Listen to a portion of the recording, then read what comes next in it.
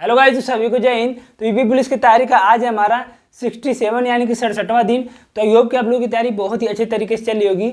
तो सबसे पहले मैं बता दूं कि अगर जो हमने नया टारगेट शुरू किया है, तो अगर आप इस टारगेट को फॉलो करते आ रहे हैं तो प्लीज़ उस टारगेट को मत फॉलो करिए, क्योंकि फालतू में आपका टाइम बर्बाद होगा, उसे मत देखिए। क्योंकि जो चीज़ें हम यहाँ पे कर रहे हैं सेम वही चीज़ वहाँ पे करने वाले हैं, बस वो पीछे है, ये हम आगे चले आए हैं। तो इसमें हम बहुत आगे चले आए हैं।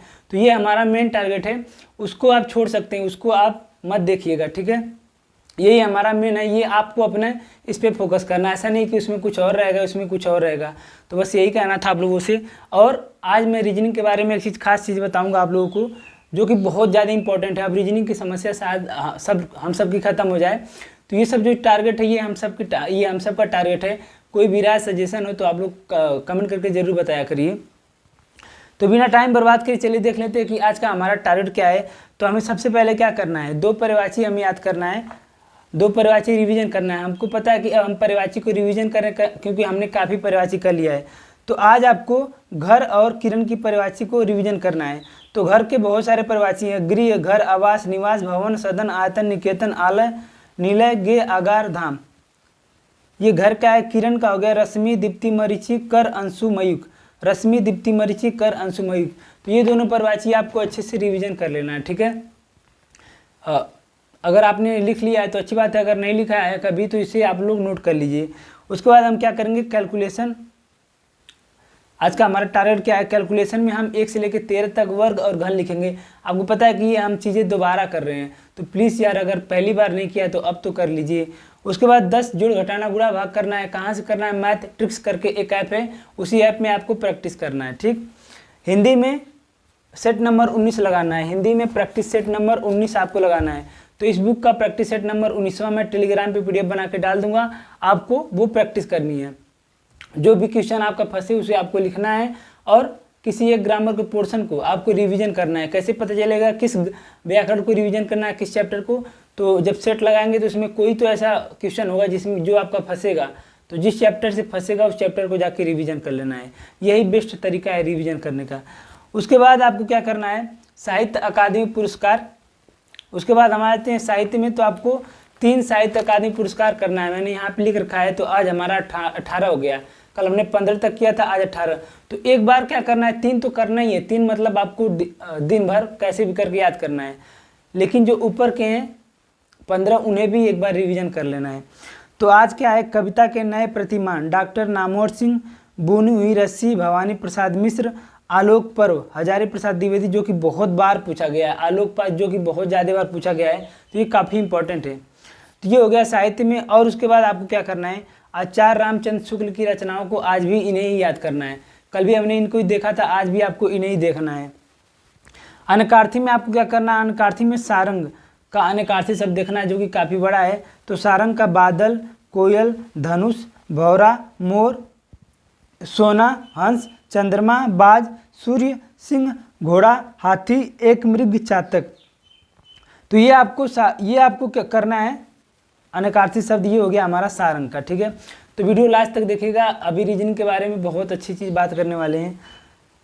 तो अब हम आ जाते हैं जीके और जीएस में। तो जीके और जीएस में आपको मैप का क्लास नंबर 48 लेना है। तो ये हमारा लास्ट क्लास है मैप का। ये पूरा मैप पूरे देशों के बारे में हमने ऑस्ट्रेलिया जो भी चीज़ें थी वो हमने ख़त्म कर दिया। तो ये मैप का हमारा लास्ट क्लास है। उसके बाद संविधान का क्लास नंबर 61 लेना है, इतिहास का क्लास नंबर 59 लेना है आपको, और भूगोल आपको क्लास नंबर 15 लेना है। तो मैप का क्लास, संविधान, इतिहास ये हम खान सर से करते हैं, आपको यूट्यूब पे भी मिल जाएगा। इन सारे वीडियो का लिंक मैं टेलीग्राम पे डाल दूंगा, टेलीग्राम आप ज्वाइन कर सकते हैं, नाम है लर्निंग इज टारगेट। डिस्क्रिप्शन में भी मैंने लिंक दे रखा है, ठीक है। अगर आपका नहीं खुलता है या नहीं मिलता है डिस्क्रिप्शन में जो लिंक है, तो आप सर्च कर सकते हैं नाम लर्निंग इज टारगेट, तो मिल जाएगा। उसके बाद यूपीजी के class number PDF class number 9 का PDF मैं दूंगा, आप लोगों को 5 मिनट के लिए देखना है। अब बात कर लेते हैं हम रीजनिंग की, जो हमारा मेन चीज़ है। तो रीजनिंग में मैंने क्या सोचा है, तो रीजनिंग को हम 3 सेक्शन में बांट सकते हैं। एक तो मानसिक अभिरुचि हो गया, क ख ग। तो मानसिक अभिरुचि तो हम कर ही रहे हैं, हम हर सैटरडे और संडे को मानसिक अभिरुचि हमारा हो जाएगा धीरे धीरे। अब बचा 2 सेक्शन, तो 2 सेक्शन में कुल मिला जुला के 20 से 22 चैप्टर हैं, ठीक है। तो मैं क्या सोच रहा हूँ कि अब हम डेली चैप्टर वाइज खत्म करें। जैसे मैं वीडियो बताऊँगा और कि ये चैप्टर किस टीचर से कहाँ से करना है। उसके बाद प्रैक्टिस के लिए क्या करना है, आज तक जितना भी यूपी कांस्टेबल, जितनी बार भी यूपी कांस्टेबल का पेपर हुआ है, जितने भी यूपी कांस्टेबल के पेपर क्वेश्चन है, जितने भी यूपीएसआई के क्वेश्चन है, जेल वार्डन क्वेश्चन है, एएसआई के क्वेश्चन है, मतलब पुलिस विभाग के जितने भी पेपर हुआ आज तक हुए हैं, उन सारे क्वेश्चन को, प्रीवियस ईयर का सारे क्वेश्चन का एक ही चैप्टर में, जैसे कोडिंग डिकोडिंग हो गया, मान लेते हैं कोडिंग डिकोडिंग हमें पढ़ना है, तो यूपीएसआई में कोडिंग डिकोडिंग में जितने क्वेश्चन पूछे हैं, कांस्टेबल में जितने पूछे हैं, एएसआई में जितने पूछे हैं, जेल वार्डन में जितने पूछे हैं, मतलब सारा एक ही जगह मिल जाए आपको प्रैक्टिस करने के लिए, तो कितना अच्छा रहेगा। तो अब हम चैप्टर वाइज प्रैक्टिस करेंगे, ठीक है, ये ज़्यादा अच्छा रहेगा। तो हर चैप्टर का पीडीएफ मैं टेलीग्राम पे डालूंगा, आपको वहाँ से प्रैक्टिस कर लेना है। और जब भी आप पीडीएफ खोला करिए प्रैक्टिस के लिए, तो आपको ऐसे नहीं, ऐसे करके ऐसे करना है, जैसे ऐसे रहेगा तो ज़्यादा बड़ा दिखेगा, ठीक है। तो आज हमारा रीजनिंग में पहला चैप्टर है जिसका नाम है relationship and test analogy. Relationship test and test analogy, तो इसमें टोटल प्रीवियस ईयर में 100 क्वेश्चन पूछे गए हैं, तो आज आपको ये करना है।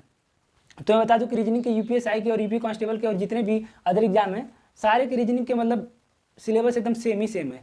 तो आज आपको ये पहला चैप्टर करना है जिसमें 100 क्वेश्चन है। इसमें क्या है, जैसे इसमें ये सारी चीज़ें हैं, जैसे हॉस्पिटल से डॉक्टर संबंधित है तो विद्यालय से कौन संबंधित है, टीचर हो गया। जैसे आम फल से संबंधित है तो प्याज किससे संबंधित है, सब्जी से। ये सारी चीज़ें इस टॉपिक में पूछेंगे, ये जो हमारा टॉपिक है। तो इसका कोई वीडियो की जरूरत है नहीं, बस आपको एक बार क्वेश्चन का प्रैक्टिस कर लेना है, ठीक है। तो रीजनिंग को अब हम ऐसे बहुत ही जल्दी खत्म कर देंगे, तो आपका समस्या भी खत्म हो गया कि हम कैसे करें। अगर आपने कहीं से कर ली है तो अच्छी बात है, अब आप प्रैक्टिस कर लीजिए चैप्टर वाइज। उसके बाद मैथ में समय और दूरी के क्वेश्चन लगाने हैं आपको, और स्टैटिक में आपको क्या करना है, अगर आप मैथ और दूरी को क्वेश्चन करना चाहते हैं तो आप आदित्य रंजन सर से कर सकते हैं, ठीक है। मैथ और दूरी के क्वेश्चन को यूट्यूब पे आपको फ्री में मिल जाएगा, और इस वीडियो के लिंक में भी मैंने डिस्क्रिप्शन में लिंक दे रखा है। उसके बाद आज हमें कर्नाटक के राष्ट्रीय उद्यानों को याद करना है। तो कर्नाटक के राष्ट्रीय उद्यान बनेरघट्टा राष्ट्रीय उद्यान, बादीपुर राष्ट्रीय उद्यान, नागरगोल राष्ट्रीय उद्यान, गुद्रेमुख राष्ट्रीय उद्यान, अंसी राष्ट्रीय उद्यान, सोमेश्वर राष्ट्रीय उद्यान, तुंगभद्रा राष्ट्रीय उद्यान, Biligiri tiger reserve, Dandeli tiger reserve, Bhadra अभ्यारण्य।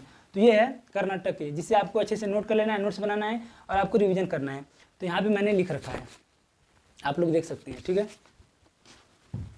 तो ये हो गया हमारा आज का टारगेट। तो कोई भी सुझाव हो या कोई भी चीज़ हो, तो ये हम सब का टारगेट, ऐसा नहीं है कि किसी एक अकेले का है। तो कमेंट में जरूर बताया करिए।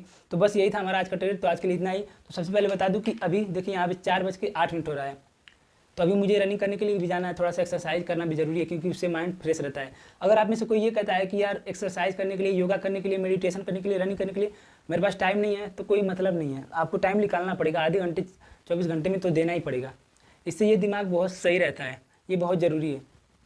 तो चलिए बस आज के लिए इतना ही। तो बस लगे रहिए।